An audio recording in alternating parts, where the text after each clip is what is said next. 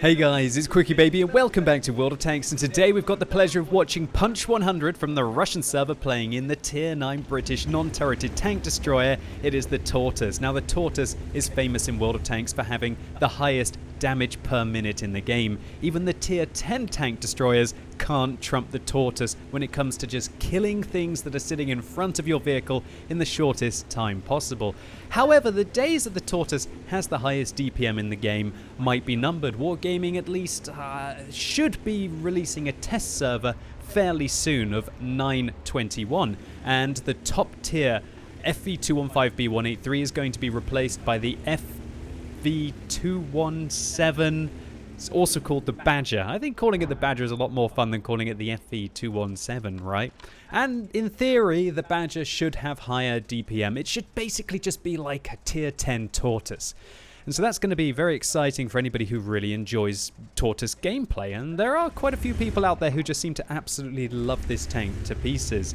And you know what? I can understand why. 2,000 hit points, highest DPM in the game. This is just the best trading tank, I'd say, tier for tier in the game. Of course, if people sit in front of you. Now, the downsides to the Tortoise are, of course, that you've got a big old weak point on top here. This is just so easy to penetrate. The rest of the hull armor holds up well against tier 7s and many tier 8s, but as soon as people have got about 260mm of penetration, God forbid they start dabbing that 2 key and they've got 300 at tier 9 and tier 10, they're just going to be going through the front of your armor with great ease. Now, another reason why I'm featuring the Tortoise today is because a lot of you out there are currently playing this tank to death, right? Because you're wanting to be able to unlock the FV215B183 so that you manage to retain it as a reward vehicle next month. But actually, I've got some good news that I read on the Wargaming website today, and that is that the FV215B183 is going to be top of the tree next month. I'm not sure how that's going to work out when you think about it. I guess they'll probably be dropping the patch mid-December, maybe around about the 15th or the 20th, something like that. At least that's my best guess. And it's funny that a top of the tree tank will only be available for maybe a half to 2/3 of the month. But at least you're still going to be able to get discounts on all of the tanks leading up to that. So if you're planning, or if you're kind of sitting on the fence about whether it's worth to try and get to the FV215B183, then there are going to be some pretty meaty discounts off the top tier vehicles. Unless Wargaming change their mind, they're going to be probably reducing the price of the FV215B183 by about 2 million down to 4 million credits, and the Tortoise will go from about, 3.3 million credits, I guess, down to about, 2 million credits, or just over 2 million credits. And that's a big old chunk of change to get off these vehicles. And when you think about it, if you can actually purchase the FV215B183 now, that is going to be at a 30% discount, you're kind of getting 2 tier 10 tanks for 4 million credits, which is a really good deal. But then again, as I said in my video earlier this week, don't push yourself. Only do it if you think that you can, and if you want to. Realize this is a really big time investment, and don't worry about it too much. It's not the end of the world if you don't get it. And the Badger and the Tortoise are still going to be available all the way through December at a discounted price. And as I mentioned, the FV215B183, while it's great, the FV405 Stage 2 is definitely just as good, if not better, than that vehicle these days.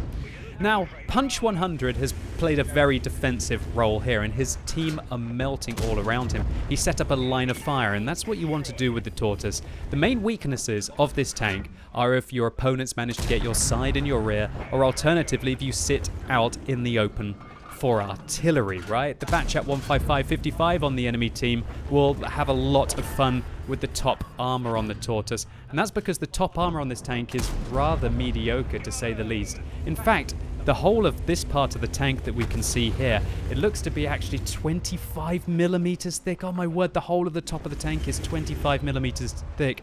That's absolutely garbage. Even the low caliber high explosive rounds from the Batchat 15555 stand a chance of even going in there, and if not, they're going to be removing at least 25% of your hit points if you do hit this vehicle on top. And so I can understand why Punch 100 might be playing defensively here. Maybe he thought the enemies were going to win the West, and he was hoping that his team were going to be able to hold the East, maybe with that KV4 and the VK on his team. But unfortunately, that hasn't been the case either. And it looks like the Yag Tiger on the enemy team, who's camping his way at the back of the map at the K7 area, had some great success with lots of heavy tanks pushing into his way. But what you're seeing right now is just how terrifying the Tortoise is if it manages to sustain some rounds down in front of the vehicle. Just look at what this tank is capable of, whacking out these 120mm shells with ease. And at this kind of range, the T-28, unless it hits the weak point on top of the vehicle, is really going to struggle. Alas, we're starting to look like we've got a terrible situation here. It is now 2 versus 10. Well, now make that 2 versus 9. It's Punch 100 and a Tier 9 American artillery taking on the world right now. And it looks like that Jagdpanther 2 really wants to kill the M5355.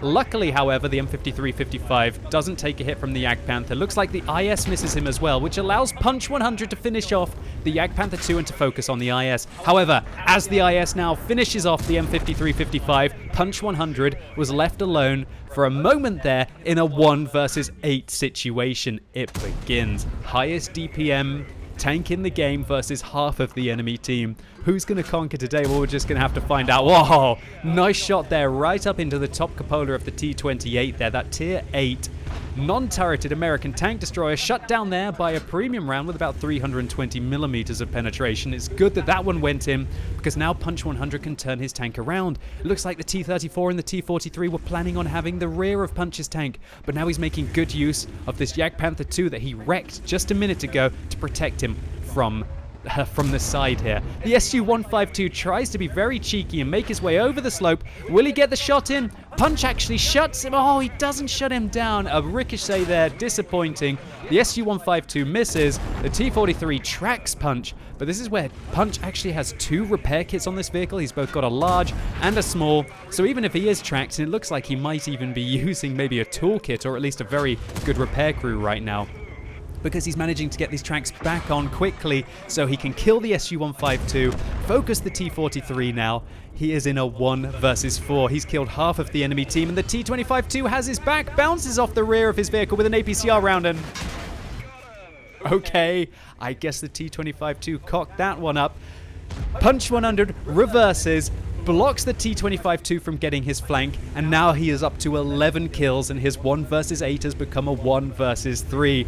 Oh my word, I love these kind of replays. But that is a full health Jagdtiger on the enemy team, 2,100 hit points he's going to have to deal with if he wants to contest this Kolobanov's medal. And I just realized he is going for a Rozenai Heroes medal, one of the rarest in the game if he can kill all of those vehicles. But you know what, first things first, Jagdtiger versus Tortoise. The Jagdtiger might have the higher penetration, it might have the higher alpha damage, it might have slightly more hit points, but when it comes to a DPM war, it looks like the Tortoise is king. The Jagdtiger actually ricochets off him. Punch has kicked so much ass this game that he's run out of armor-piercing rounds, and now he's just having to fire off these APCR. The Batchat finally manages to do some damage to him. The T-34 slams him in the side. The Jagdtiger rolls high to the front. Punch has to put 2 rounds now into the Jagdtiger to finish him off. He has a quick look at what the T-34 is planning. He's got to finish off the Jagdtiger and then quickly turn his tank to the side to stop the T-34 from flanking him. But the T-34 is... oh, I see what happened here. Okay, the T-34 on the enemy team, statistically one of the best players. He must have just thought, okay, you know what, buddy? I could probably get behind your vehicle. I'm just going to give it to you. And I think that T-34 gave him a salute there as he drove out in front and said, you know what? Have your 13th kill. Go find this artillery, shut him down as well, and pick up 14 out of 15 kills to get the Rozenai Heroes medal. Something I've never managed to achieve in World of Tanks. And in fact, Punch has just one-upped me now. He's got 13 kills in this game at Tier 9. That is amazingly impressive. And now he's reduced his 1 versus 8 to a 1 versus 1. My highest kills in World of Tanks was 12, I believe, in an E75, but that was on Runeberg. And I just feel that, come on, Punch, I'm rooting for you right now. So he's making his way towards the enemy base. He's got 5 minutes and 30 seconds left on this game. He's got all the time in the world to be able to get towards the cap circle, even if he is playing one of the slowest tanks in the game, the Tortoise. And in fact, I guess now that they've buffed up the speed of the T95, it's only really the Tog that I think is slower than this tank. Hey, let me know in the comments if you know of any other ridiculously slow vehicles in the game, because the Tortoise has to be one of them. Okay, so neck and neck stuff here right now. One thing that I would like Punch to do is to use the Hesh rounds on this tank. It has got some fantastic Hesh ammunition with 120 millimeters of penetration and 515 alpha. But Punch is loading that APCR round still, and he's on 60 hit points. Oh god, as he goes around this corner, he is going to be easy pickings for the batch at 155.55 if he finds him out in the open. But he's just got to make it towards the cap circle right now. Get in there, force the artillery to come at him, but just look at all of the different avenues that the artillery is going to be able to attack him. He's going to be able to go here, here, here. Oh, this is going to be a tense situation. It's a situation that I am glad I am not going to be in. Punch just about to enter the cap circle. There we go. Oh. Oh, no. Oh, not like this. Oh, not like this. Okay, dramatic effect over. I have to admit, I watched this replay. It's pretty good that I watch the replays before I actually feature them on the channel, right? But ladies and gentlemen, boys and girls, seriously, not like this. This is just totally unfair. Punch 100 doesn't manage to find the artillery, and in fact now we're going to have to wait out a minute until it's a draw, because there's no way that Punch is going to be able to get back to base. He realizes it. He knows he can't make it back. All he can hope now is the artillery leaves the cap. I guess maybe if he left for the cap, he could pray that the artillery would leave the cap as well. But that's not going to happen, is it? The artillery player, unless he's an absolute idiot, or unless he's feeling like that T-34 and he wants to feed Punch the 14th kill, is just going to sit in there and be able to win the game. And in fact, this artillery really wants to win this still. He doesn't want to make this a draw, as he's taking blind fires into the cap circle to see if he can splash Punch, reset the cap, and then he will be able to take down the game himself. And that's one of my #1 tips. If you're sitting in the cap circle having these awkward situations where artillery is trying to blind fire you, never, ever, ever sit behind the cover. That's one of the most stupid things you can do, and it's the #1 position where if you're playing in artillery, you should blind fire. Other locations the artillery will blind fire here is the bush, anything where a player might try and hide. And that is it. 3, 2, 1. Base captured. Base captured.